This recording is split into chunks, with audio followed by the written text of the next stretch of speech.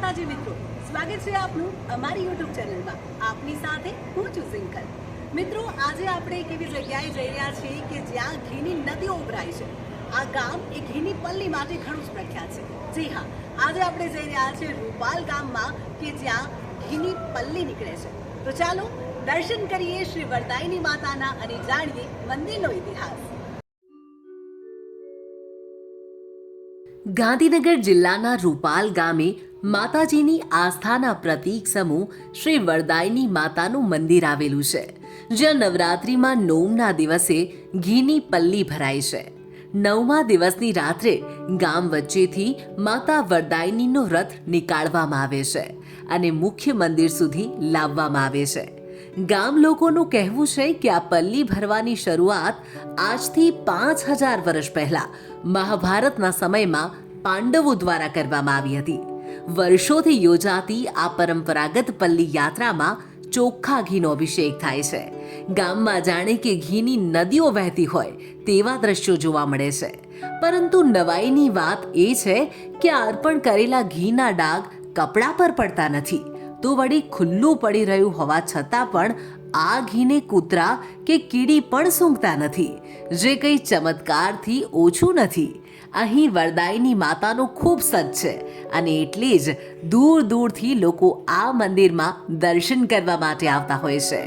આ ઐતિહાસિક તીર્થસ્થળ રામાયણ અને મહાભારત સાથે પણ સંકળાયેલું છે, જેના વિશે આપણે આ જ વિડીયોમાં આગળ વાત કરીશું. જગતજનની મા વરદાયનીના એકમાત્ર શાસ્ત્રોક્ત પૌરાણિક પુરાવા રૂપ માઈ મંદિર એટલે કે રૂપાલ ગામે આવેલું શ્રી વરદાયની માતાનું આ મંદિર. ભલે આ મંદિર 51 શક્તિપીઠમાં સામેલ નથી, પણ વિશ્વમાં કરોડો ભક્તોની આસ્થા અને શ્રદ્ધાનું કેન્દ્ર છે. હાલમાં જ આ મંદિરનું નવીનીકરણ થયું છે. નવું બનેલું મંદિર જ્યારે તમે જોશો તો તમારી નજર હટાવી નહીં શકો.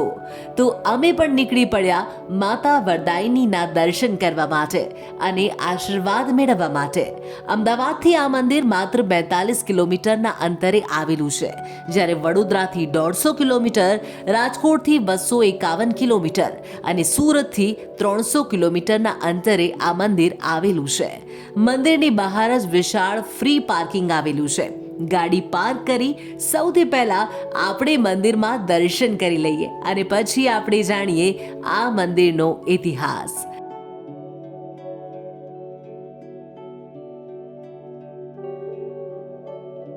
રૂપાલ ગામ એ મહાભારતના પ્રાચીન કાળથી ઇતિહાસનો સાક્ષી રહેલું છે.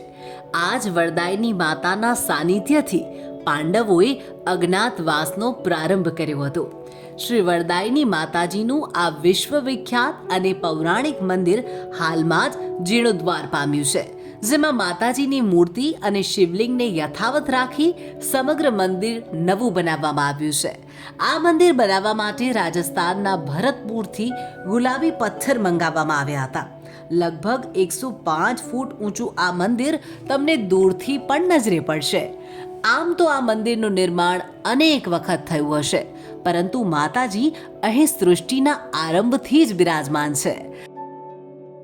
તો અમે પણ જૂતા ચંપલ નીકાળી હવે મંદિરમાં દર્શન કરવા માટે જઈ રહ્યા છીએ. અહીંયા શ્રી વરદાયની માતાની સાથે ખોડિયાર માતા, હનુમાનજી અને ગણેશજીનું મંદિર પણ આવેલું છે. તેમાં પણ આપણે દર્શન કરાવીશું, પરંતુ હાલ આપણે મુખ્ય મંદિરમાં પ્રવેશ કરવા જઈ રહ્યા છીએ. મંદિરની બહાર એક મોટો ઘંટ લગાડેલો છે, જે મેં વગાડી દીધો અને હવે આ કાચના દરવાજાથી હું અંદર જઈ રહી છું. ગર્ભગૃહમાં સેન્ટ્રલ એસી છે અને એટલે જ આ દરવાજો બંધ કરવો જરૂરી છે. ગરમીના દિવસોમાં જો તમે આ મંદિરમાં આવશો તો ગર્ભગૃહમાં ઠંડકનો અહેસાસ થશે. હજારો લોકોને સરળતાથી દર્શન થઈ શકે તેવો વિશાળ ગર્ભગૃહ અને સાથે પ્રવેશ દ્વાર પણ અહીં બનાવેલા છે. કરોડો રૂપિયાના ખર્ચે તૈયાર થયેલું આ મંદિર તેની વાસ્તુકલાથી દરેકનું ધ્યાન આકર્ષિત કરે છે. વિશાળ સભા મંડપ અને ગોળાકાર છત અહીં બનાવેલા છે. મુખ્ય મંદિરમાં તમને માતાજીના નવ સ્વરૂપના દર્શન થઈ જશે. આદ્ય શક્તિ માં નવદુર્ગા પોતાના 9 સ્વરૂપો પૈકી દ્વિતીય સ્વરૂપ બ્રહ્મચારિણી હંસાવાહિની શ્રી વરદાયની માતાજીના સ્વરૂપે સ્વયં અહીં બિરાજમાન છે. આ સિવાય અહીં તમને માતાજીના નવે નવ સ્વરૂપના પણ દર્શન થઈ જશે. તો યુટ્યુબના માધ્યમથી આપ પણ દર્શન કરો શ્રી વરદાયિની માતાજીના. આશા રાખીએ કે માતા આપ તમામ દર્શક મિત્રોના તમામ દુઃખ દર્દ દૂર કરે અને તમામના જીવનમાં સુખાકારી ભરી દે. આ મંદિરમાં એક પ્રાચીન શિવલિંગ પણ આવેલું છે, જેના પણ દર્શન આપ કરી શકો છો. તો દર્શક મિત્રો, હવે આપણે દર્શન કરવાના છે માતાજીની પલ્લીના, કે જેના કારણે રૂપાલ ગામ અને આ મંદિર ઘણું જ પ્રખ્યાત છે. નવરાત્રિમાં નોમના દિવસે અહીં ઘીની પલ્લી ભરાય છે અને આ એ જ પલ્લી છે જે નમના દિવસે સમગ્ર ગામમાં ફરે છે અને ત્યારબાદ મુખ્ય મંદિરમાં પરત ફરે છે અને તેને જોવા માટે દૂર દૂરથી લોકો અહીં ઉમટી પડે છે. અને હવે આપણે જાણીએ કે આ પલ્લીનો શું ઇતિહાસ છે અને શા માટે તેને મહાભારત સાથે જોડવામાં આવે છે. મિત્રો, આ મંદિરનો ઇતિહાસ મહાભારત કાળ સાથે જોડાયેલો છે. આવું હું એટલા માટે કહી રહી છું કારણ કે અહીં પાંડવો આવ્યા હતા અને તેમણે પોતાના અસ્ત્ર અને શસ્ત્ર અહીંયા છુપાવ્યા હતા. જી હા, મારી પાછળ આપ જે વૃક્ષ જોઈ રહ્યા છો તે પણ મહાભારત સમયનું છે. અહીં પાંડવો આવ્યા હતા તેવું અહીંયા બોર્ડ પર લખેલું છે, તે પણ તમે વાંચી શકો છો. તો હવે તમને સવાલ થશે કે અસ્ત્ર શસ્ત્રનું આ પલ્લી સાથે શું કનેક્શન? તો આ વાત છે દ્રાપર યુગની. જ્યારે પાંડવો કૌરવો સામે જુગારમાં હારી ગયા ત્યારે શરત મુજબ 12 વર્ષનો વનવાસ અને પછી 1 વર્ષના ગુપ્તવાસ માટે જવાનું હતું. જો ગુપ્તવાસ દરમિયાન પકડાઈ જાય તો ફરીથી 12 વર્ષનો વનવાસ કરવો પડે. ત્યારે 12 વર્ષ તેમણે વનમાં ઋષિઓના સત્સંગમાં વિતાવ્યા અને ત્યારબાદ 13મા વર્ષે ધૌમ્ય ઋષિના આદેશથી દધીચી ઋષિના આશ્રમથી 6 કોષ દૂર એટલે કે આ જગ્યાએ બિરાજમાન વરદાયિની માતાના આશીર્વાદ લેવા પહોંચ્યા.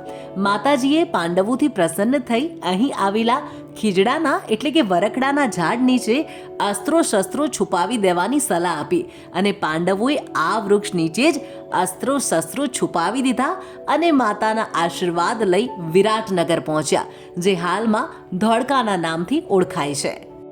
હવે આગળની કથા હું આપને જણાવું તે પહેલા જુઓ, આ છે ખોડિયાર માતાનું મંદિર. શ્રી વરદાયિની માતાના મંદિરમાં આપણે અહીંયા દર્શન કર્યા અને તેની પાસે આવેલા ખોડિયાર માતાના મંદિરમાં હવે આપણે જવાનું છે.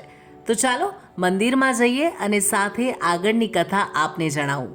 મહાભારતના યુદ્ધમાં વિજય મેળવ્યા બાદ આસો સુદ નવમીના દિવસે ભગવાન શ્રી કૃષ્ણ, પાંડવો અને દ્રૌપદી તેમની સેના સાથે અહીં આવ્યા હતા. માતાજીને સોનાની પલ્લી બનાવી અને તેના પર 5 કુંડાની સ્થાપના કરી. ત્યારબાદ પાંડવોએ એક એક કુંડમાં દીપ પ્રગટાવી અને ગામમાં પલ્લી યાત્રા નીકાળી હતી.